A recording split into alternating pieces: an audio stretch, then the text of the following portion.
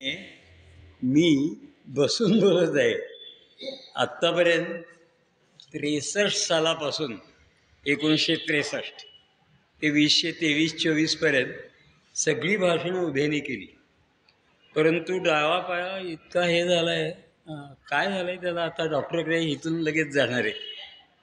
भयंकर ठणका, बहुधा कुठेतरी वाकड्या तिकड्या पडला किंवा काहीतरी ठेच लागली किंवा असं झालं. मी असंच जाता सांगतो, 2 नियम पाळले. त्यातला एक नियम आज मोडायला लागला. उभ्यानी भाषण करणं आहे 63 ते 23, आणि दुसरं बसमध्ये कायम उजव्या हातालाच बसायचं, डाव्या हाताला कधीही नाही. अगदी मोकळ्या जागा असल्या तरी नाही, डावी बाजू नाही. मग एकदा कोंढवा ते शिवाजीनगर संपूर्ण उभ्यानी आलो मी. कारण का, डावीकडे बसायचे आपला नियम, तो नियम कधी मोडला नाही अजून, पण आजचा हा नियम मोडायला लागला. जाता जाता मी हेही सांगतो आपल्याला, विनोद. भाषण म्हणजे काय आणि प्रवचन म्हणजे काय, तर त्यांनी सुंदर उत्तर दिलं एकाने, की बसून केलेलं भाषण त्याला म्हणतात प्रवचन आणि उभ्याने केलेलं प्रवचन त्याला म्हणतात भाषण. उभ्याने केलेलं प्रवचन ते भाषण, आणि बसून केलेलं प्रवचन नाही, बसून केलेलं भाषण ते प्रवचन. तर आज हा प्रवचन असं समजूया. आजचा विषय वीर वासुदेव बळवंत फडके असा आहे. पहिल्यापासून मी श्री सदाशिव शास्त्री आणि श्रीमान गवी केतकर आणि नंतरचे सगळे अध्यक्ष, आत्तापर्यंतचे सगळे वरचे, आणि नुकतेच 3 कार्यक्रम छान झाले. कालही छान झाला, गीता आणि पत्रकारिता. नंतर 29 शाळांचा श्री गीता पठण 12-15 ते छान झालं. सप महाविद्यालय, खरंच कौतुक आहे सर्वांचं, कार्यकर्त्यांचं कौतुक आहे. आत्ता मी गवी केतकरांचा उल्लेख केला. गवी केतकर हे इथे चित्र होतं का, तर नाही, वर होतं नाही का भाषण, तिथे चित्र येते केतकर सभागृह. वासुदेवांत हे स्वातंत्र्याच्या आद्य प्रवर्तकच जणू काही, क्रांतिकार्याचे. तर त्या इंग्रजांच्या काळात स्वातंत्र्याचा प्रयत्न करणं किती अवघड होतं. स्वातंत्र्याचा उच्चार, स्वराज्य शब्दाचा उच्चार करणं, फटके बसलेत अनेकांना, 10 फटके. स्वराज्य शब्द उच्चारण्याची चोरी होती. तो काळ फार भयानक होता. आणि अशावेळी जे क्रांतिकारक जन्माला आले किंवा देशभक्त जन्माला आले, त्यांचं आपण खूप कौतुक करूया. खरंच त्यांनी सापाचे फटकारे खाल्ले, सापाचं विष त्यांनी सहन केलं. आता मी गवी केतकरांची एक गोष्ट सांगतो आपल्याला, की क्रांतिकार्य हे त्यावेळी किती कठीण होतं. नाशिकचे क्रांतिकारी आपल्याला माहिती आहे, हुतात्मा अनंत कान्हेरे. पुण्यातला म्हात्रे पूल ते सेनादत्त पोलीस चौकी, आलं लक्षात? या रस्त्याचं नाव हुतात्मा अनंत कान्हेरे रस्ता आहे देवाच्या. तर गवी केतकर सांगतात, त्या हुतात्मा अनंत कान्हेरे, कर्वे आणि देशपांडे या 3 तरुणांनी इंग्रजांचा अत्यंत उन्मत्त जो जिल्हाधिकारी, काय त्याचं नाव त्याचा वध केला, त्या कलेक्टरचा. आणि मग फितुरी म्हणा अमुक तमुक कान्हेरे सापडले. हुतात्मा अनंत कान्हेरे किती 18-16 वर्षांचा तरुण होता. त्याच्या अंगात त्याच्या बेड्या काढण्या, बेड्यांनी जखडलेला तो, आणि त्याला घेऊन रस्त्याने पोलीस चालले, इंग्रज पोलीस. न जाणो, गवी केतकर म्हणतात, त्यांनी स्वतः ते दृश्य पाहिलंय. न जाणो आपण त्या अनंताकडे नुसतं पाहिलं तर पोलीस आपल्याला मारतील, दंडके. नुसतं पाहण्याची, रस्त्याने चालले तर रस्त्याने दृश्य पाहिलं मी, त्यात काय. पण इतकी दहशत इंग्रजांची, त्या रस्त्यावरची सगळी दारं बंद, सगळ्या खिडक्या बंद, आणि लोक फटीतून पाहत होते. रस्ता निर्मनुष्य आहे, आणि पोलिसांची फौज अनंत कान्हेऱ्यांना घेऊन चालली आहे. हातापायात साखळदंड आहेत. आणि गवी केतकरांना मला आजही आठवतं, की ही त्यांनी मला गोष्ट सांगितली आम्हाला, ही 70-75 सालची गोष्ट असेल. तर ते म्हणाले की तो अनंत मात्र अत्यंत धैर्याने छाती पुढे करून चाललेला होता आणि जॅक्सन बरं का, त्या कलेक्टरचं नाव जॅक्सन, त्याचा वध केला त्यांनी आणि तिघही फासावर गेले. तर हा अनंता छातीकडून पुढे चालला आहे आणि रस्त्यावर निर्मनुष्य शांतता, दारं खिडक्या बंद, न जाणो. आपण अनंताकडे नुसतं पाहिलं तरी इंग्रज आपल्याला. आता हे क्रांतिकारक आहे. जे देशभक्त होते त्यांची स्थिती अशीच होती. लोकमान्य टिळक हे काही क्रांतिकारांचे स्फूर्तिदाते होते, पण प्रत्यक्ष ते सनदशीर चळवळी करणारे होते. ते काही हातात पिस्तूल घेऊन पुढे गेले नव्हते. तरीसुद्धा इतकी इंग्रजांची दहशत, की तो आपला केसरीवाडा आहे ना, तिथून जाताना नुसतं चुकून मी असं त्या वाड्याकडे पाहिलं तरी पोलीस मला पकडून देत. आणि का पाहिलंस तिकडे, काय तुझं तिथे? म्हणजे टिळकांच्या वाड्याकडे पाहणंसुद्धा चोरी होती. मग टिळकांशी बोलणं, त्यांना भेटणं हे ते किती अवघड असेल. लोकमान्य आपल्या गीताधर्माची ते स्फूर्ती जाते लोकमान्य टिळक. म्हणजे जे सनदशीर चळवळीत आहेत, जे क्रांतिकारक, म्हणजे प्रत्यक्ष हातात पिस्तूल घेऊन त्यांनी इंग्रजांशी कधी सामना नाही केला, पण सनदशीर चळवळीने व्याख्यानं, जागृती, स्वदेशी आणि काय स्वदेशी शिक्षण, स्वदेशी वस्तू, अशा चळवळी त्यांनी केल्या. पण तरीसुद्धा त्या टिळक गायकवाड वाड्याकडे पाहण्याची चोरी होती. तिथून जाताना लोक कदाचित पाहतच नसतील त्या वाड्याकडे. नको, इंग्रजांनी एक पाहिलं की मी त्या वाड्याकडे पाहिलं आहे तर मला शिक्षा होणार किंवा मला इंग्रज हैराण करणार. तर असा तो काळ होता. आणि त्या काळात वासुदेव वळवंत फडके होऊन गेले. सहज मला आत्ता आठवण झाली. कवी केतकरांनी ती गोष्ट सांगितली, ती मोठी विलक्षण होती. लोकमान्य टिळक एवढंच काय, त्याकाळी पॅन्ट आणि पायजमे नव्हते, धोतर. धोतर नेसण्याचे दोन प्रकार आहेत, एक सोगा सोडून आणि एक दुटांगी. दोन्ही बाजूला त्या सुरवारीसारखं त्याचं स्वरूप असतं, ते दुटांगी धोतर. समजा कोणी दुटांगी धोतर दिसून तिथून गेला तरी इंग्रजांना संशय, हा तरुण देशभक्त आहे की काय, हा तरुण क्रांतिकारक आहे की काय. दुटांगी धोतर नेसणंसुद्धा त्या काळात अवघड होतं. मग वासुदेवांसारख्यांनी जी क्रांती केली ती किती अवघड असेल नाही. आज त्यांच्या कृपेने आम्ही अगदी सुखात आहोत. आम्ही चळवळी करतोय, आम्ही उपोषणं करतोय, आम्ही अमुक करतोय, तमुक करतोय, आणि काही करायचं नसलं तरी आनंदात जगतोय. अतिशय त्यातल्या त्यात आनंदात जगतोय. छान चाललंय सगळं. म्हणजे कोणाच्या कृपेमुळे, या साऱ्यांच्या कृपेमुळे, की त्यांनी हे सोसलं, त्यामुळे आज आम्ही सुखात आहोत. त्यामुळे आज आम्ही आनंदात जगतोय. त्यामुळे आम्हाला कसलाही त्रास नाही. आणि त्या काळात ज्यांनी जे सोसलं ना ते फार भयंकर होतं. आता आजचं व्याख्यान जरा हे आहे, अवघड आहे. वासुदेव फडके आद्य क्रांतिकारक, ज्यांनी असं म्हणतात, मला नेमकं माहीत नाही, की साप मला चावू नये तर त्याचा भयंकर फटका मनुष्य मरणार. पण तो साप दुसऱ्यांदा चावला, तिसऱ्यांदा चावला, त्याचं ते विष कमी होत जातं. मग पहिला त्याचा चावा भयानक असतो.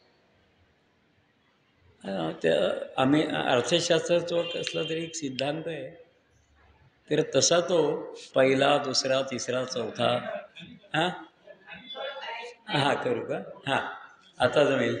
तर पहिला साप, इंग्रजरूपी काळसर्पाचा पहिला चावा, पहिला फटका ज्यांनी सहन केला, त्या सर्व क्रांतिकारकांना मनापासून वंदन असो. वासुदेवांनी तर फारच भयानक हाल सहन केलेले आहेत. आज आपण जे भाषण करणार आहोत ना, ते मी असं चरित्र सांगतोय असं नाही, आपल्याला सगळ्यांना माहिती येते. उजळणी प्रश्नोत्तररूपी व्याख्यानातूनच, प्रश्नोत्तररूपी कार्यक्रमातूनच आपोआप वासुदेवानंद आपल्याला माहीत होतील किंवा काही नवीन माहिती मिळेल. सहज मी असं विचारतो की का हो, कोणत्या काळात ते जन्माला आले वासुदेवन? आता हे उत्तर आलंच पाहिजे असं नाही, कारण काय हो, किती जण लक्षात ठेवणार नाही का?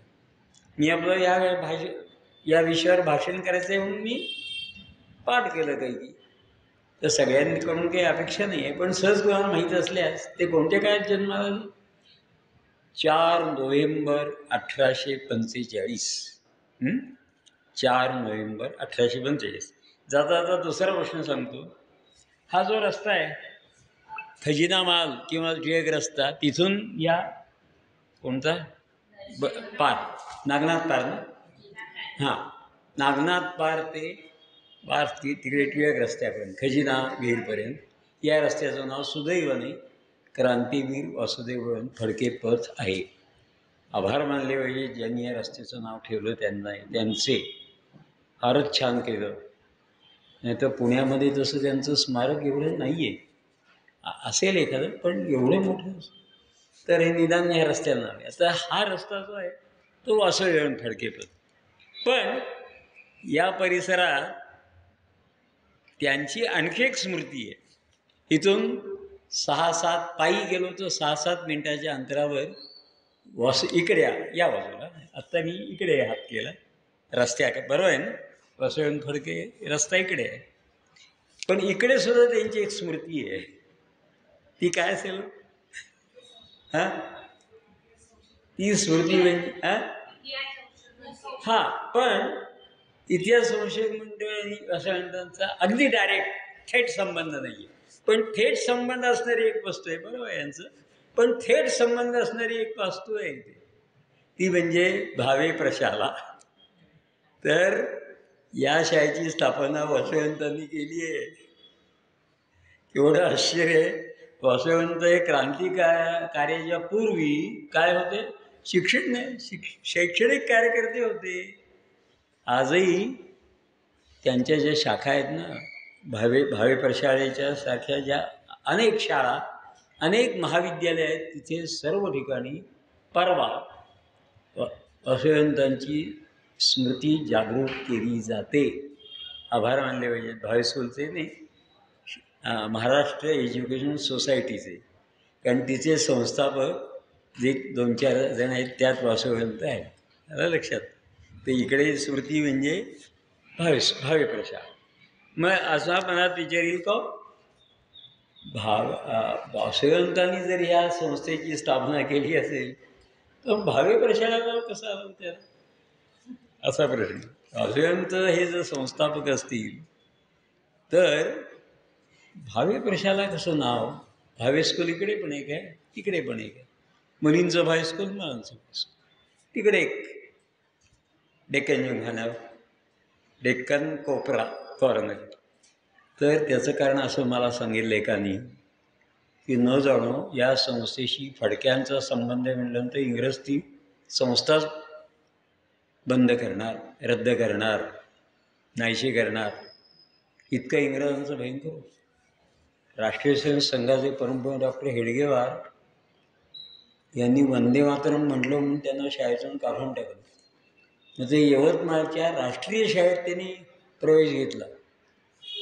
मग 10वी 11वी 12वी या सगळी त्यावेळी 11वीला मॅट्रिक असेल, 10वीला नाही.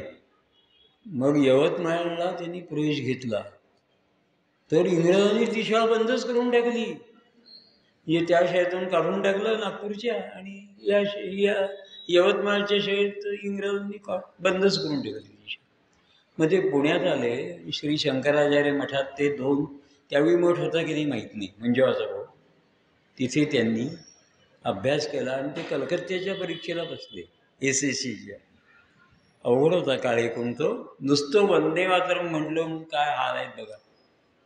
त्यांनी शाळेत वंदे मातरम म्हटलं, सगळे मला क्षमा मागा, तेवढंच म्हणा की चुकलं माझं, वंदे मातरम म्हटलं ही माझी चूक नाही आहे, मी नाही म्हणणार.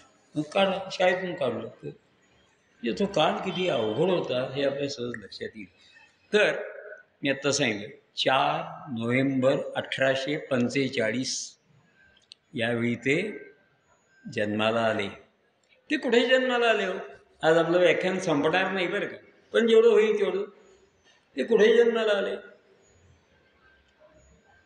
वासुदेवन जन्माला आले रायगड जिल्ह्यातल्या पनवेल तालुक्यातल्या शिरढोण या गावी. शिरढोण. आणखी पण तिकडे मराठवाड्यात कुठेतरी शिरढोण आहे. हां, बरोबर आहे. हे रायगड जिल्ह्यातलं. पनवेलपासून वाटतं 7-8-10 मैल जवळ आहे शिरढोण. आपण शक्य असेल तर कधीतरी पाहावं. आजही तिथे वासुदेवांचा वाडा. आता तो खचला आहे पार. अहो किती 1845 कुठे आणि 2045 येईल आता. काही वर्षांनी 200 वर्ष होतील तर वाडा खचला आहे अगदी. तर सहज जाता गंमत सांगतो. मी शिरढोणला गेलो. मी म्हटलं ना आज तशा गप्पाच मारायच्यात आपल्याला, पण वासुदेवांच्या या विषयाला धरून. तर मी गेलो शिरढोणला आणि मी म्हटलं कुठे होतो? वासुदेवांचा वाडा. तिथे काही मुलं बसली होती. आता आपल्याला माहिती की मुलं काही टार्गेट असतात, वाईट असतात, थट्टा करणारी असतात. तर त्याने मला पत्ता सांगितला, पण मला असं वाटलं ती मला हसतायत, माझ्याकडे पण हसतायत बहुधा, कुत्सित गंमत करणे मजा, असं मला भास झालं. मी गेलो त्या शिरढोणचा वाडा पाहायला. आजही वासुदेवांची एक छोटी आपली बाबा गाडी असते ना तशी एक बैलगाडीची छोटी आवृत्ती, छोटं रूप. तर ती छोटी गाडी आणि ती कशाला जोडलेली? बोकडाला. बोकडाची गाडी आहे. मोठ्या गाड्या असतात बैलगाड्या, त्या बैलांना जोडलेल्या असतात. ही अगदी छोटी होती आणि छोटा वासुदेव त्या गाडीत बसून जायचा. बोकडाची गाडी तीही आज तिथे ठेवली आहे. आणखी काही वासुदेवांच्या स्मृती ठेवल्या आहेत. आणि मी त्या वाड्यात गेलो होतो, तिथे शाळा लहान मुलांची 1ली ते 4थी अशी काहीतरी असेल ती. म्हटलं अरे वा, आजही या शाळेत शिक्षणदान चालू आहे. आजही या गावात, या वाड्यात शिक्षणदान चालू आहे. मी त्या शिक्षिकांना, बाईंना विनंती केली, मी या लहान मुलांना एक गाणं शिकू का? त्याला शिकवा. मग एक देशभक्तीचं गाणं मुलाला म्हणलं माझ्या मागून म्हणा तुम्ही, हा आमचा हिंदुस्थान आम्हाला प्यार, असं काहीतरी ते गाणं होतं. बाहेर आलो तर ती मला भात झाला तर माझी चेष्टा करणारी जी मुलं होती ना, ती तिथे होती. मी बाहेर आलो होतो. ती म्हणाली काय माझं आडनाव काही त्यांना माहीत नव्हतं. ते चला आमच्याबरोबर जरा चला चला.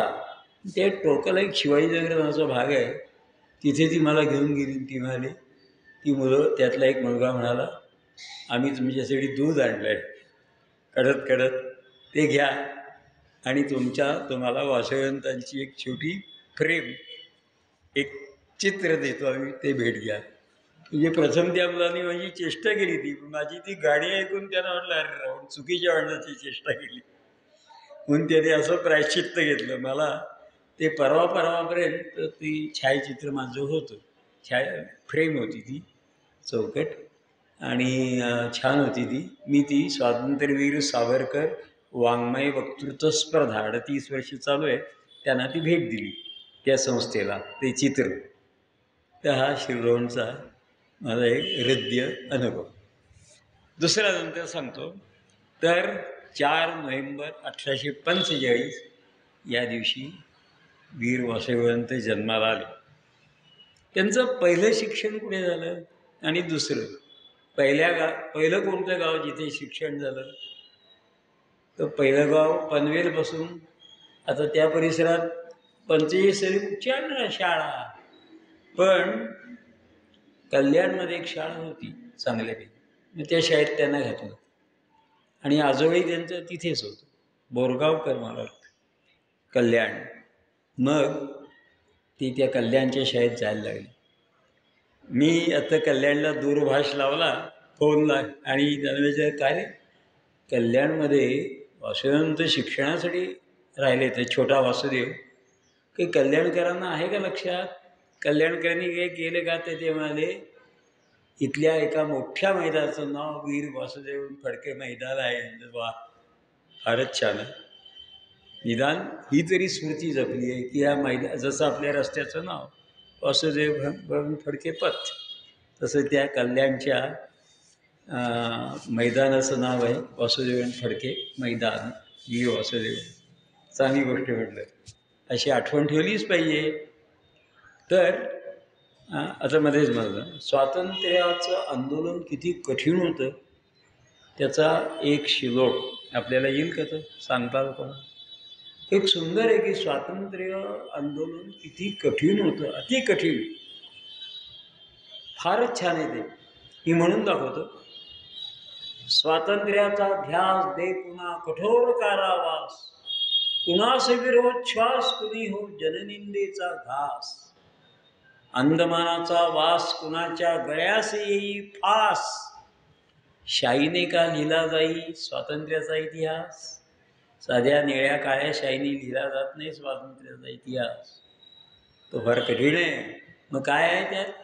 स्वातंत्र्याचा ध्यास जर घेतला, स्वातंत्र्याचा ध्यास दे कुणा कठोर कारावास, अत्यंत क्रूरतापूर्ण असे कारावास, तुरुंगवास सहन करायला लागले. अनेकांना वर्षानुवर्षे तिथे सडत पडायला लागले, उजत पडायला लागले. दे कुणा कठोर कारावास, कुणास विरोध श्वास. वीर सावरकरांचं एक काव्य होतं विरोध श्वास नावाचं. विरोध श्वास म्हणजे काय? विरह म्हणजे वियोग आणि उच्छ्वास म्हणजे श्वास आणि उच्छ्वास. तर हे क्रांतिकारक, हे देशभक्त कारागृहात गेले. त्यांच्या घरच्यांची काय अवस्था असेल? अतिशय कढत असे, श्वास त्यांच्या तोंडातून येत असते, वियोगाचे उच्छ्वास त्यांच्या तोंडातून येत असतील. कुणास विरोध श्वास. खरंच आहे, त्या नातेवाईकांची किती अवघड स्थिती झाली असेल. कुणास विरोध श्वास कुणी हो जननिंदेचा घास. आज आम्ही वासुदेवांचं अत्यंत कौतुक करतोय. आज आम्ही आणखी सगळ्या क्रांतिकारकांचं, देशभक्तांचं मनापासून अभिनंदन करतोय. पण त्या काळात लोकांनी त्यांना नावं ठेवली. कुणी सांगितले ते उद्योग? हे स्वातंत्र्याचे उद्योग कुणी सांगितले? ते तुरुंगात जायला लागते, आणखी काय काय कारावास. तर कुणास विरोध श्वास कुणी हो जननिंदेचा घास. त्या काळातल्या लोकांनी त्यांच्यावर टीका केली, निंदा केली त्यांची.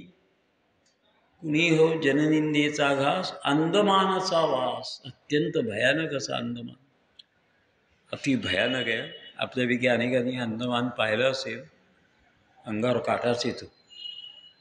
आणि वीर सावरकरांच्या खोलीत तर एकदम रडूच येतं. कसं काय नाही सहन केलं? अंदमानाचा वास. शेकडो हजारो लोकांनी तो भयानक अंदमानचा वास सहन केला. फार सावरकरांवर टीका करणं फार सोपं आहे. त्यांनी एक दिवस फार नव्हतं, त्यांनी 11 वर्षे तिथे कशी काढली असतील, कसा तो कोलू फिरवला असेल. आता यांना अंदमानचा वास, वासुदेवांना कशाचा वास झाला? वीर सावरकर, बाबाराव सावरकर 2 भाऊ, आणि नाशिकचे एक जोशी, ज्यांचं नाव माझ्या आत्ता लक्षात नाही आहे, अशा तिघांना पाठवलं अंदमानमध्ये. लोकमान्यांना मंडाले. आणि वासुदेवांना कुठे पाठवलं? Aden, Yemen. आता तिकडे गेलेत ना नरेंद्रजी त्या मंदिराचं उद्घाटन करायला. तर तिथे येमेन नावाचा जो देश आहे, त्यात एक एडन शहर आहे. तर त्या एडनला पाठवलं. काय मग ते असं आहे, अंदमान सोडलं ते पहिलंच उदाहरण असं. एडन. त्या बहादूरशाह जफरला पाठवलं. तर कुठे पाठवलं होतं? बहादूरशाह जफर कोण? दिल्लीचा शेवटचा बादशाह. 1857 त्यांनी भाग घेतला. म्हणून त्याला, त्याच्या पत्नीला, त्याच्या कुटुंबियांना पार तिकडे रंगून, भयंकर आहे. आणि रंगूनच्या राजाला कुठे पाठवलं? रत्नागिरी. काय इंग्रज डोकेबाज होते, अतिशय अति मुत्सद. आता एक वाक्य सांगतो. हे इंग्रज इतके धूर्त होते, त्यांनी दिल्लीच्या बादशाला रंगूनला पाठवलं, रंगूनच्या बादशाला रत्नागिरीला पाठवलं, आणि रत्नागिरीच्या बादशाला कुठे पाठवलं? हां, मंडालय आहे ना, दिल्लीच्या बादशाला बहादूरशाह जफर पाठवलं रंगूनला. दिल्ली कुठे, रंगून कुठे?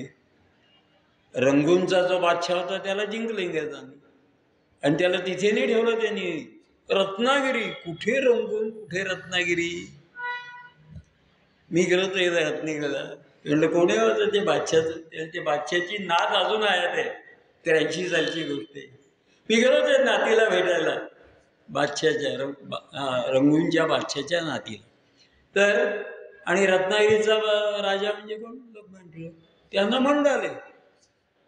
तसं वासुदेवांना त्यांनी एडनला पाठवलं. एडन म्हणजे काय? भयानक उन्हाळा, भयानक कारावास. प्रतिदिन जात्यावर 35 शेर, त्यावेळी किलो नव्हतं, शेर मोठा असतो किलोपेक्षा. 35 शेर गहू दळायचे, ही कठोर शिक्षा. आपल्यासाठी किती जणांनी काय काय सहन केलं. तर एडन, आणि ते एडनचा राज्यकारभार कुठून चालायचा माहिती? एडनचा राज्यकारभार मुंबईहून चालायचा. मुंबईच्या हाताखाली होत होते. मुंबई इलाका म्हणजे बलुचिस्तान, सिंध, गुजरात, कोकण, पश्चिम महाराष्ट्र, कर्नाटकचे 4 जिल्हे, एवढा मोठा मुंबई इलाका होता. त्यातच एडन होतं, तिकडे असलेलं, पण त्याचं केंद्र मुंबई राजधानी. तर एडनला. आता पुढचे, मग ते शिक्षणासाठी मुंबईला गेले, गिरगावात फणसवाडी म्हणून. मुंबईमध्ये काय कुठे होतं त्यांचं स्मारक? मुंबईमध्ये वासुदेवांचं स्मारक कुठे आहे? तर ते आहे, सांगता येईल, एक प्रख्यात चित्रपटगृह आहे. त्या चित्रपटगृहाचं नाव आहे मेट्रो. मेट्रो गोल्डविन मेयर ऐकलं असेल, मेट्रो. तर त्या अमेरिकन कंपनीचं असेल ते मेट्रो. तर त्या मेट्रोचे जे धोबी तलाव, तिथे तो वासुदेवांचा पुतळा आहे. पुण्यात कुठे पुतळा आहे का? मी आठवत होतो वासुदेवांचा पुतळा. तर मुंबईत आहे पुतळा, आणि त्या चौकाचं नाव आहे वासुदेव फडके चौक. आणि मला आनंद का होतो, मुंबईत आपण गेलो की बसेसच्या पाट्या वाजतो. एका बसच्या पाठीवर लिहिलं तर वासुदेव फडके चौक. ही बस कुठे जाते? वासुदेव फडके चौकात जाते. मुंबईने एवढं तरी केले, त्या चौकाचं नाव वासुदेव फडके चौक. तिथे पुतळा त्यांचा, आणि बस त्या तिथे जाते, तिच्यावर पाटी वासुदेव फडके चौक. ते पाहिलं की आपली छाती अभिमानाने भरून येते. शाबास, मुंबईने एवढं केलं आहे, चांगली गोष्ट आहे. आणखी मुलुंडलाही मग तो वासुदेव फडके पथ आहेच, मुलुंड. आणि आता मी सांगितलं ते धोबी तलावचे तिथे. आता धोबी तलावावरून माझं जर बरोबर असेल, बहुधा बरोबर असेल, काँग्रेसची स्थापना तिथेच झाली ना, त्याच परिसरात झाली. काँग्रेसची स्थापना त्या ग्रँड रोड नाना चौक आहे ना, तिथेच ती शाळा आहे. काँग्रेसची स्थापना कुठे होणार होती? प्रथम पुण्यात होणार होती. हे पुणे इतकं जागरूक शहर होतं की इंग्रजांनी असं ठरवलं, इंडियन नॅशनल काँग्रेस म्हणजे संपूर्ण भारताची काँग्रेस, तिची स्थापना पुण्यात करायची. तर पुण्यात प्लेग होता, पटकी, मग मुंबई, म्हणून नाही तर तो पुण्याला मान मिळाला. तर काँग्रेस आणि वासुदेव यांचा काय संबंध? इंडियन नॅशनल काँग्रेसची स्थापना 31 डिसेंबर, 1 जानेवारी, 2 जानेवारी असं काहीतरी आहे. 1 जानेवारी 1885 धरून. काय संबंध वासुदेव फडके आणि इंडियन नॅशनल काँग्रेस? तो असा, काहींनी मांडला आहे, सर्वांनी नाही मांडलेला हा मुद्दा. तो मुद्दा असा आहे की काँग्रेसची स्थापना कोणी केली? AOU असं इंग्रजचं. AO, ऑक्टोव्हियन, ओ म्हणजे ॲलन ऑक्टोव्हियन ह्यूम, AOU. त्याच्या साह्याला वेडरबर्न अशा इंग्रजांनी काँग्रेसचं का 1857चा फटका इतका जोरदार होता, पुन्हा या देशात 1857 नको व्हायला म्हणून इंग्रजांनी काँग्रेस स्थापली की काय तुमच्या मागण्या इथे या व्यासपीठावर या, म्हणजे त्याला सुरक्षित झडप म्हणतात. सुरक्षित झडप म्हणजे तुमच्या मनातला असंतोषाला इथे वाव द्या, म्हणजे मग हे बंड करणार नाहीत. म्हणून त्यासाठी ती स्वातंत्र्यासाठी स्थापन नव्हती झाली, ती इंग्रजांसाठी स्थापन झाली. ती का न जाणं, हे लोक बंड करून उठले तर आपल्याला काशा गुंडाळावं लागेल. मग त्यापेक्षा यांना आपण एक संस्था स्थापन नाही, त्या संस्थेत या तुम्ही इथे वर्षातून एकदा, आणि काय तुमच्या मागण्या आहेत त्या मागा. सुरक्षित झडप, सेफ्टी वॉल. तर आता गंमत बघा, तो जो एओ ह्यूम होता ना, त्यांनी 1857चं युद्ध पाहिलं होतं त्या वेडरमरनी, आणि त्याचे चटके त्यांनी सहन केले ते. म्हणून त्यांच्या डोक्यात चिंतन झालं, तर काय करावं या देशात, पुन्हा असं युद्ध होता कामा नये, पुन्हा बंड होता कामा नये, युद्ध, क्रांतियुद्ध. आणि नेमकं 79 साली वासुदेवांचं बंड झालं, वासुदेवांचं क्रांतियुद्ध झालं. इंग्रज पुन्हा हादरले. आपल्याला वाटलं 1857 नंतर काही होणार नाही, कारण आपण आता काहीतरी करतोय. वासुदेवांचा उठाव झाला आणि इंग्रज हादरले. आणि वासुदेवांचा मृत्यू किती सालचा आहे? 1883.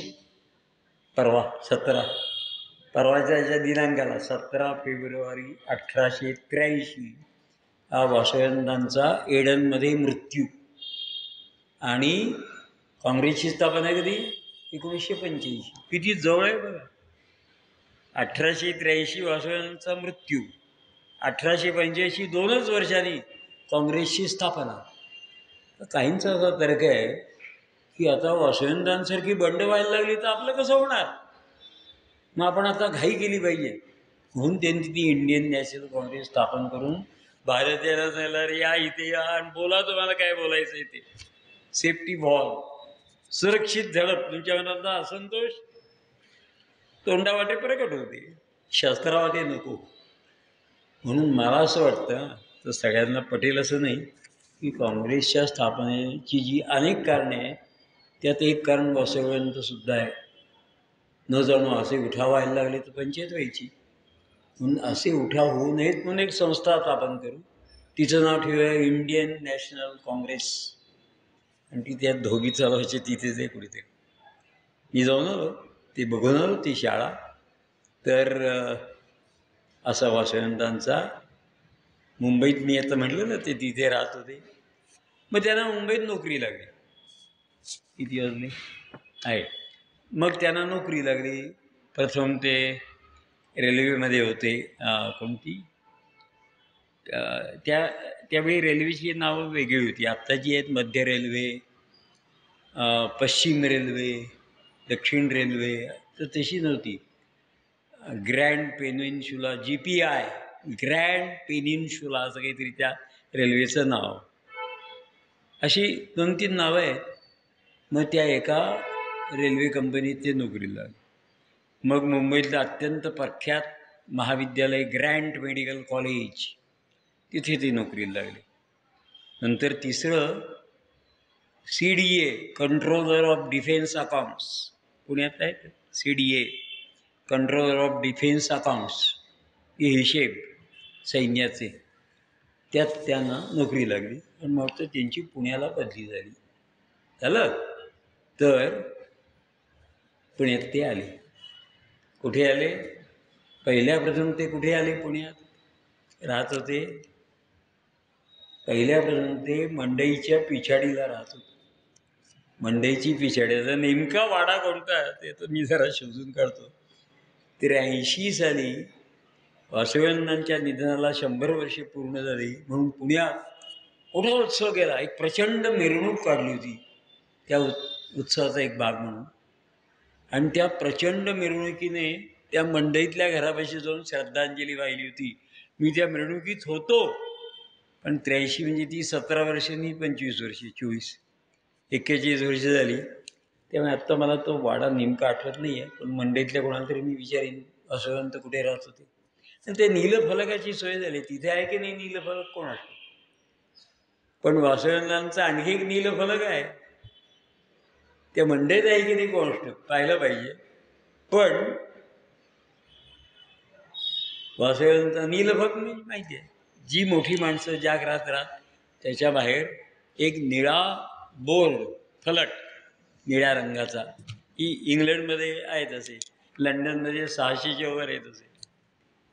तर आपल्याकडे आता मश्री दीक्षित अमुक तमुक यांनी खटपट करून त्या व्यक्तींची घरं शोधून काढून तिथे ती नीलफलक लावलेत. हा नीलफलक अगदी जवळ आहे, श्री लक्ष्मी नरसिंह मंदिर, त्या मंदिराच्या बाहेर आहे बघा नीलफलक. असं तिथे ते राहत होते मंडईनंतर, म्हणून तिथे तो नीलफलक लावलेला आहे. आणि त्यात ते फलकात काय लिहिलं असतं, त्या व्यक्तीचं नाव, ती जन्म आणि मृत्यू, आणि तिसरं या वास्तूत ती किती काळ राहत होती. संपूर्ण आयुष्य एका इमारतीत जाणे थोडे, म्हणून एवढ्या 3 गोष्टीच असतात, त्या व्यक्तीचं नाव, त्यानंतर त्यांचा जन्मकाळ मृत्यूकाळ, आणि तिसरं या वास्तूत ते किती काळ आहे. आता लंडनमध्ये वीर सावरकरांचा फलक लावला आहे, भारतरत्न डॉक्टर बाबासाहेब आंबेडकरांचा नीलफलक लावला आहे, तिकडे त्याला फ्लेक्स का काहीतरी शब्द आहे नीलफलकाला. तर तिथे ते राहतो लक्ष्मी नरसिंह मंदिरात. तिथलं काय खुणा सांगता येतील का तिथली वासवंतांच्या खुणा टिकलेल्या. आता ही गोष्ट समजा ते तिथे 1878पर्यंत राहत होते, अशी कल्पना करू. 1978 आणि वरची वर्ष, इतका काळ गेला आहे. तर कोण सांगेल तिथल्या खुणा. तर असं आत जायचं आणि लक्ष्मी नरसिंहाचं दर्शन घ्यायचं. डाव्या हाताला, अगदी बरोबर नाही असं, तर डाव्या हाताला आता ती इमारत झाली तिथे. ती ज्या इमारत नव्हती तिथे त्यांचं घर आणि स्वयंपाकघर होतं. आता तिथे 2-3 मजली उंच इमारत झाली. डॉक्टर जोशी म्हटलं तिथे राहतात, त्या लक्ष्मी नरसिंह मंदिराचे धनी मालक. तर डाव्या हाताला त्यांचं स्वयंपाकघर, आज ते नाही आहे कारण इमारत झाली. पण ती जागा आत आलो मंदिरात की उजव्या हाताला पायऱ्या उतरल्या की उजव्या हाताला एक पार दिसतो आहे ना, त्या खाली ते श्री गुरुचरित्राची पारायणं करीत असत. तर तिथे गेले आणि तिथे एक छोटी खोली आहे, तिथे आता दुकान काढलं आहे. त्या खोलीतही ते राहत असत. आत शिरलं की उजव्या हाताला एक छोटी खोली दिसेल, तिथे आता छोटंसं दुकान आहे. तेही वासवंतांचं निवासस्थान किंवा हे पोथी वाचण्याचं स्थान झालं. आणि इकडे डाव्या हाताला स्वयंपाकघर आणि बाहेर लावलेला तो नीलफलक. आता मी वासवंत विषय संपवतो आणि राहिलेल्या 15 मिनिटात आपल्याला काही कथा सांगतो, कारण सगळं काही ते सांगता येत नाही, वेळेचा अभाव आहे.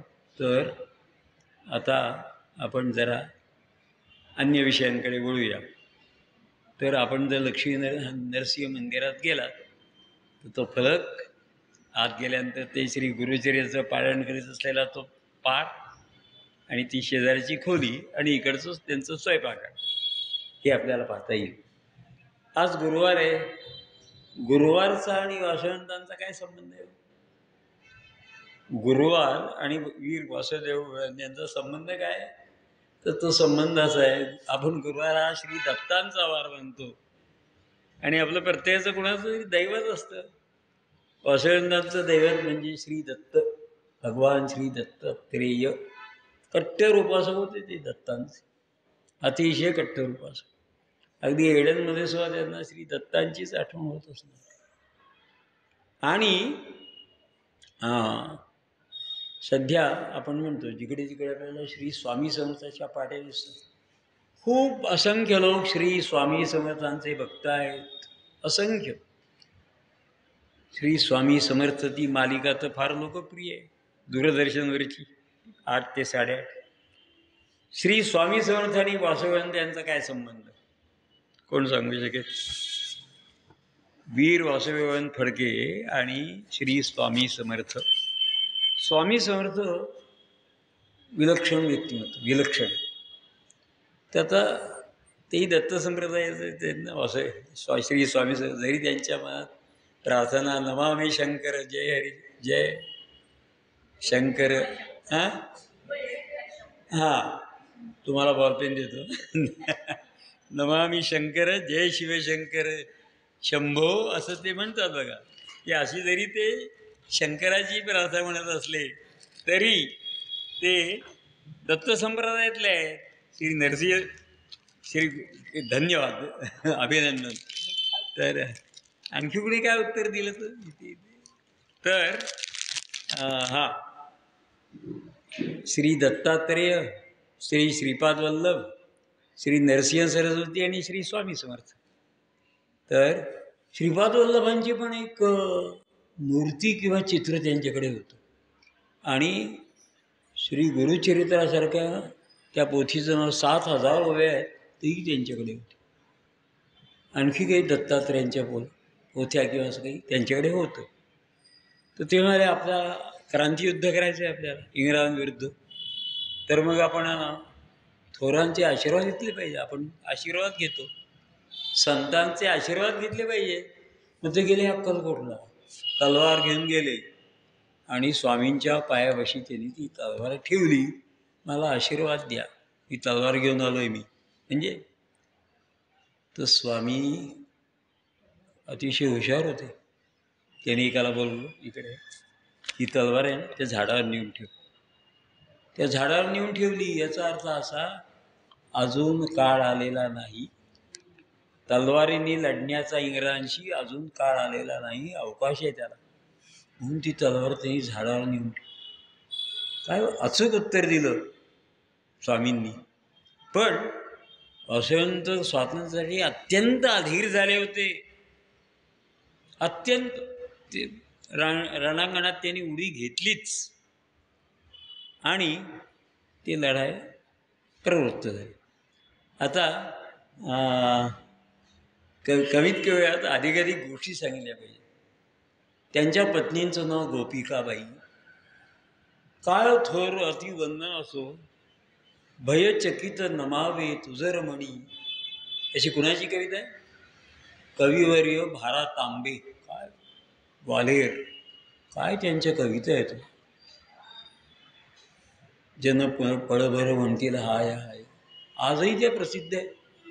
तर भयचकित नमावे तुझर मणी, हे देवी, हे स्त्री, हे महिले, तुला पुन्हा पुन्हा वंदन असो. गोपिकाबाईंनी इतका त्याग मला नाही वाटत कोणी केला असेल. पण वासुदेवानंदांना प्रसिद्धी आहे, गोपिकाबाईंना नाही प्रसिद्धी. लोकमान्य टिळकांना प्रसिद्धी आहे, सत्यभामाबाईंना नाही. तर त्या त्या देशभक्तांच्या पत्नींनी केवढा त्याग केला. कुणास विरोध श्वास, कुणी हो जननिंदेचा घास. काय भयंकर आहे गोपिकाबाईंचा त्याग. त्यांना पुन्हा पुन्हा वंदन असो. तर 1878 होता. जुन्नरला त्यांचे कोणीतरी नातेईक होते. तर आपल्या पत्नींना घेऊन ते जुन्नरला आले आणि गोपिकाबाईंना म्हणाले, अच्छा मी निघालो, आता मी स्वातंत्र्यासाठी निघालो. त्यांनी विचारायचे, मग आता आपली पुन्हा भेट कधी होणार? काय कठीण काळ आहे, मग पुन्हा भेट कधी होणार? काय उत्तर द्यावं वासुदेवानंदांनी? देशाला स्वातंत्र्य मिळालं की आपली भेट होईल, तोपर्यंत नाही. आणि त्यांनी निरोप घेतला, युद्ध पुकारलं. फितुरीमुळे अन्य काही गोष्टीमुळे ते सापडले. फितुरीवरची कविता म्हटली असते मी, पण आता वेळ नाही आहे. आणि काय तार आली इंग्रजांची, वासुदेवानंद गेले म्हणून. 17 फेब्रुवारी दुपारी 4:20 एडनमध्ये त्यांचा मृत्यू झाला. आणि इकडे तार आली. काय झालं असेल नाही गोपिकाबाईंना. त्यानंतर गोपिकाबाई किती वर्ष जगल्या? 1878ला त्यांनी शेवटचा निरोप वासुदेवांतांचा, 83 सालापर्यंत त्यांनी हा सहन केला वियोग. 83 साली वैधव्य आलं. मग हे वैधव्य त्या काळात अत्यंत कठीण होतं. मग किती किती काळ सहन केला माहिती आहे आपल्याला? कोण सांगेल? 1940 म्हणजे ती 17 वर्ष आणि नंतरची 57 वर्ष वैधव्य त्यांनी काढली. त्यातही ती धाडसी होत्या. त्या अनेकांना गोष्टी सांगायच्या होत्या. त्यांनाही तळवा चालवता यायची, त्यांनाही त्याचंही शिक्षण त्या द्यायच्या मुलांना, तलवारीचं अमुक तमुक. आणि आपल्याला सांगतो म्हणजे 78 ते 83 ती 5 वर्ष आणि पुढची 62 वर्ष वियोग, स्वातंत्र्याचा ध्यास, कुणास विरोध श्वास, केवढा विरह, केवढा वियोग.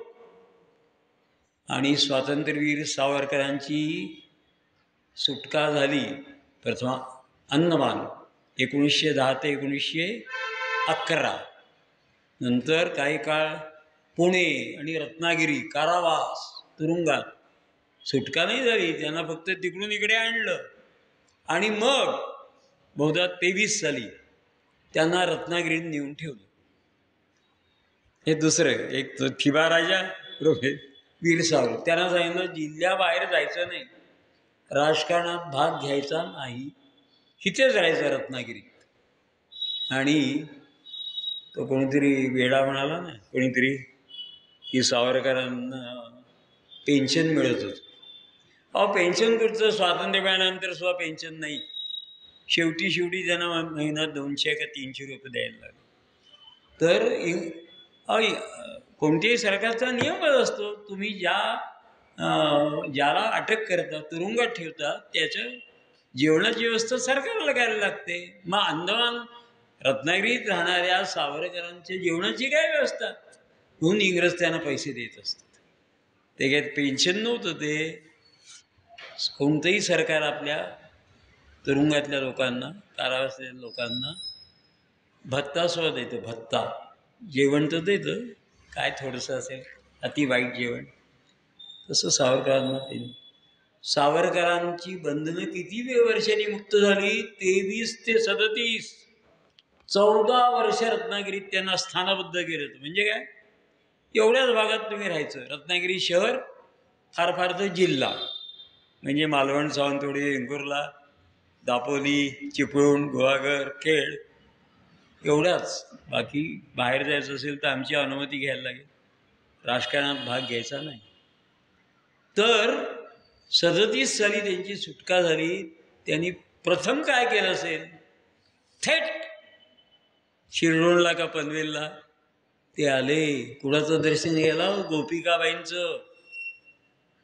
साष्टांग नमस्कार आला त्यांनी गोपिकाबाई की या महिलेने किती मी सांगितले 62 वर्ष सहन केला वियोग, माझं कर्तव्य आहे त्यांना साष्टांग नमस्कार. कमाल आहे नाही. आणि मग अजूनही 2-3 गोष्टी होत्या, पण आपल्याला वेळेत संपायचे ना, म्हणून शेवटची गोष्ट सांगतो. ती बहुसंख्यांना माहीत नाही, बहुसंख्यांना माहीत नाही. त्या गोष्टीशी थोडासा माझाही संबंध आहे. गोखले इन्स्टिट्यूट आहे ना, हिंद सेवक, त्या पेन्शनर टेकडी, हनुमान टेकडीच्या पायथ्याशी गोखले इन्स्टिट्यूट आहे. हिंद सेवक समाज आहे, पूर्वी भारत सेवक समाज, त्यांचं ग्रंथालय. मी त्या ग्रंथालयात कशासाठी गेलो होतो, चालता चालता एक लेख दिसला, आनंद मठ अँड वासुदेव बळवंत. अरे, आनंद मठ अँड वासुदेव बळवंत, इंग्रजीत लेख होता.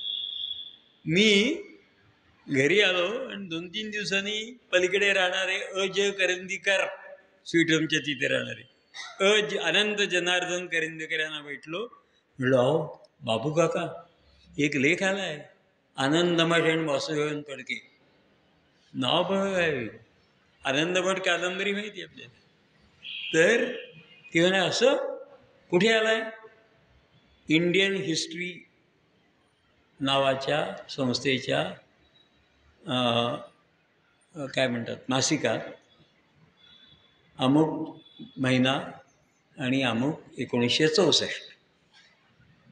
तर ते गेले लगेच आणि त्यांनी तो लेख वाचला सगळा आणि घरी येऊन लिहून काढला. तो लेख असा आहे आणि मी तिथे समाप्त करतो. वासुदेवानंदांचं खूप काहीच सांगितलं नाही, काहीच सांगितलं नाही. तिथे आपल्या शुक्रवारात सदावर्ते नाही काय सरंजामी, तिथे त्यांचा सरंजामी प्रसाद म्हणून वाडा आहे मोठा. ती गोष्ट मी आपल्याला सांगणार होतो मजेदार, पण आता नाही ना. आणखी सांगायचं होतं वासुदेवानंदांची माती. वेळ फार अपुरा आहे. तर 1878 सालची गोष्ट. इंग्रजांचा क्रूर अंमल चालू होता आणि 1975 ते 77 जशी क्रूर आणीबाणी आठवत असेल काहींना. इकडे तिकडे बोलायची सोय नव्हती, काही बोलायची सोय नव्हती. आणीबाणीत कुणालाही उचला टाका तुरुंगात. नाही न्यायालयीन काही नाही. न्यायालय काही करू शकत नव्हतं तुम्हाला कारागृहात टाकलं तर. अशी ती भयानक आणीबाणी. आणि इंग्रजांनी लॉर्ड कोण होता, कॅनिंग नाही, लॉर्ड लिटन, त्यांनी बंदी घातली स्वदेशी वर्तमानपत्रांवर. सगळ्या देशी भाषेतली जी वर्तमानपत्र होती, मराठी, हिंदी, बंगाली, तमिळ, त्यांच्यावर बंदी. काय बंदी? आम्हाला दाखवा मजूर काय आहे उद्याचा. आम्ही ओके म्हटलं, आम्ही म्हटलं ठीक आहे की छापायचं. पूर्व तपासणीचा कायदा का काहीतरीच आहे देशी भाषेत, तो त्यांनी काढला. तो अंमल चालू झाला त्यांचा की देशी वर्तमानपत्र आमच्या अनुमतीविना छापायची नाही. आणीबाणी. आणि त्यावेळी बंकिमचंद्र चटर्जी जे अमर झालेत, वंदे मातरम आणि आनंदमठ. स्वामी विवेकानंदांचे ते अतिशय आवडते लेखक होते बंकिमचंद्र चटर्जी. त्या काय संचेती रुग्णालयाजवळच्या रस्त्याचं नाव बंकिमचंद्र चटर्जी पथ. तर ते उपजिल्हाधिकारी होते त्या काळात. बापरे, उपजिल्हाधिकारी, जिल्हाधिकारी सगळे इंग्रज, पण एखादा फार हुशारा निघाला तर तो उपजिल्हाधिकारी.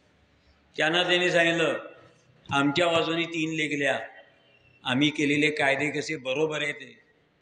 आता देशी भाषेचा कायदा म्हणजे काळा कायदा होता, आमच्या अनुमतीविना छापायचं नाही. मग त्याच्यापासून मी लिहू, पण काय करणार, नोकरी आहे ना. त्यांच्या पत्नी ज्या होत्या त्यांना अलंकारांची हौस होती. आता नोकरी नाही तर अलंकार कसे काय घेणार, दागिने. आणि त्यांना 3 मुली होत्या आणि बंगालमध्ये मुलींच्या विवाहाचा प्रश्न अति उग्र होता, अति कठीण. हुंडा, या 3 मुलींसाठी हुंडा करून नोकरी सोडता येत नाही. आणि निरूपाने हा लेख लिहायला लागतोय या इंग्रजांच्या बाजूने भारताच्या विरुद्ध एक प्रकारे. आता लिहायचा लेख. मग ते म्हणाले, मनात म्हणाले, बच्चनजी निरूपाने लेख लिहितोय मी, पण मी एक अशी कादंबरी निर्माण करीन की तुमच्या राज्याचा पायाच उखडला जाईल. बच्चनजी अशी एक कादंबरी लिहीन तुमच्या राज्याचा पायाच उखडला जाईल. त्यांनी ते 3 लेख लिहिले आणि त्याचवेळी कादंबरी लिहायला प्रारंभ केला. हीच ती प्रख्यात आनंदमठ. मराठीत 6 भाषांतर झाली आहेत त्या कादंबरीची. 6 वेळा वेगवेगळ्या लेखकांनी केली आहेत भाषांतर. अत्यंत गाजलेली कादंबरी आनंदमठ. त्याच कादंबरीत वंदे मातरम गीत आलंय.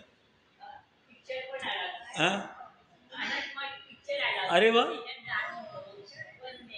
अरे वा, हां. तर छान, हे मी विसरून गेलो होतं आनंदमठ. हां, तुम्हाला नंतर बॉलपेन देतो.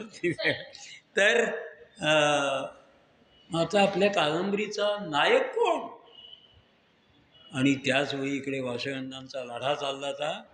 त्यांना पकडलं तर आणि न्यायालयात त्यांनी आपलं निर्भय निवेदन दिलं, मी का बंड केलं ते. प्रतिदिन दररोज कशात, आनंद बाजार पत्रिका आजही चालू आहे म्हणे, आनंद बाजार पत्रिकेत ते छापून यायचं वासवंतांचं निवेदन, आणि ते वाचलं त्यांनी. कुणी? बंकिमचंद्रांनी. काय मनुष्य हा क्रांतिकारक! बस ठरलं, आपल्या कादंबरीचा नायक वासवंत. हे जर इंग्रजाला कळलं तर फाशी देतील आपल्याला. आपण जर त्यांच्यावर कादंबरी लिहिली तर फाशी. मग नावं बदलायची सगळी. नायक हाच, नाव बदलायची. आणि त्यांनी नावं बदलली. आणि वासवंतांचं ते इकडे दुष्काळ आहे. वासवंतांनी का करा दुष्काळ, आणि आईंसाठी त्यांनी क्रांती केली. सांगायला वेळ नाही आता. तर त्याही कादंबरीत दुष्काळ आहे. वासवंतांच्या जीवनात दुष्काळ आहे, म्हणजे त्यासाठी त्यांनी क्रांती केली. ते संन्याशांचं बंड आहे. वासवंत दुष्काळाचं निरीक्षण करायला संन्यासी होऊन बाहेर पडले, ते बैरागी. अशी साम्य दोघांमध्ये ही कोणाच्याही लक्षात आली नाहीत. 1890, 83, 84, 85 सालची ती कादंबरी आनंदमठ, तिच्यात वंदेमातरम गीत. आणि एक दिवशी 60, 65, 64 साली शोध लागला. त्या दोन लेखकांचं नाव होतं प्रमथनाथ विशी आणि विमान विहारी मुजुमदार. विमान विहारी मुजुमदार आणि प्रमथनाथ विशी या दोघांना संशय आला. आनंद मठाचं हे जे आहे प्लॉट, काय नाही त्याचं काय म्हणायचं, आनंद मठाचं जे कथानक आहे ते बंगालमधलं नाही, हे कुठचं तरी बाहेरचं आहे कथानक, हे बंगालमधलं नाही आहे. मग त्यांचा शोध चालू झाला आणि त्यांच्या लक्षात रे वासवंतांचं कथानक आहे. सगळी नावं बदलून त्यांनी बेमालून, आणि मग त्यांनी लेख लिहिला त्या दोघांनी, प्रमथनाथ विशी आणि विमान विहारी मुजुमदार. त्यामुळे आनंदमठ कादंबरीचे निर्माते वासवंत आहेत. आणि त्यात वंदेमातरमचे एका दृष्टीने जनक नाही, पण एका दृष्टीने वासवंतच आहेत. आणि मग त्यांनी तो लेख लिहिला, वासवंत आणि आनंदमठ, आणि मग तो प्रसिद्ध झाला. मी बाबू काका करंदीकरांना सांगितलं, त्यांनी तो मराठीत लिहिला आणि आजही आपल्याला तो वाचता येतो. त्या पुस्तकाचं नाव आहे क्रांतिकारक टिळक आणि त्यांचा काळ. क्रांतिकारक टिळक आणि त्यांचा काळ कधी इथल्या टिळक महाराष्ट्र विद्यापीठाच्या ग्रंथालयात असेल, इकडे ज्ञानप्रबोधिनी आहे तिच्या ग्रंथालयात तर आहेच. त्या संपूर्ण ते कथानक वासवंत आणि आनंदमठ त्यांनी मराठीत लिहून काढलेलं आहे. त्याचं बंगाली भाषांतर त्यांनी मराठीत केलेलं आहे. तेव्हा वासवंतांचा केवढा मोठा वाटा आहे. भारतातल्या चळवळीचे एक प्रकारे उद्गातेच आहेत ना. आनंदमठ कादंबरीनी प्रचंड स्फूर्ती दिली, वंदे मातरमनी, त्याच्या मुळाशी ते वासवंत आहे. असो, वेळ होऊन गेली आहे. आणखी खूप सांगण्यासारखं होतं. परवा 17 फेब्रुवारीला संगम पुलावर जे पोलीस कार्यालय, ते त्या दिवशी ती खोली मुक्त असते. त्या पोलीस कार्यालयात कुणी येऊ शकतं. वासवंतांना एडनला जाण्यापूर्वी 7 महिने ज्या खोलीत ती खोली उघडी असते, तिथे ती त्यांच्या पोथ्या ठेवलेल्या असतात, तिथे त्यांची चित्रं असतात, तिथे त्यांच्या आणखी काही स्मृती ठेवलेल्या असतात. दिवसभर अनेक लोक येतात आणि वीर लहुजी वस्ताद, ज्यांनी क्रांती शिकवली यांना, म्हणजे शस्त्रास्त्र शिकवली, ते सगळे कार्यकर्ते मातंग सेनेचे, वीर लहुजी वस्ताद सेनेचे कार्यकर्ते दर्शनाला येतात वासवंतांचे. गुरुजी कमाल आहे त्यांची. तर मी बऱ्याच वेळा जातो 17 फेब्रुवारीला, यंदा बघू. तर त्यांना वंदन करतो, थांबतोय.